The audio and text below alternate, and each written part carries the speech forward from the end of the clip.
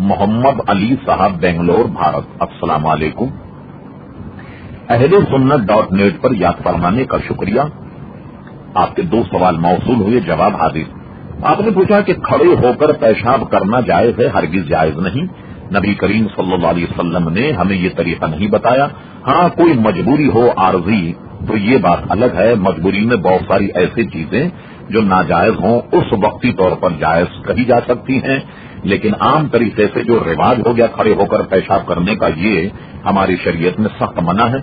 बल्कि खड़े होकर पेशाब करने की बहुत बड़ी आफत ये है कि आदमी कपड़ों के ऊपर पेशाब की छींटें जो हैं वो महसूस करता है, यानी पड़ती हैं, और इस पर हदीस शरीफ फरमाया गया कि अज़ाब कब्र पेशाब की छींटों से न बचने वाले को ज्यादा होता है, लिहाजा इससे बचा जाए। दूसरा आपने पूछा क्या हरम शरीफ में किसी और की चप्पल पहनी जा सकती है जहां ये तायुन करना मुश्किल होता है कि कौन सी चप्पल किसकी है।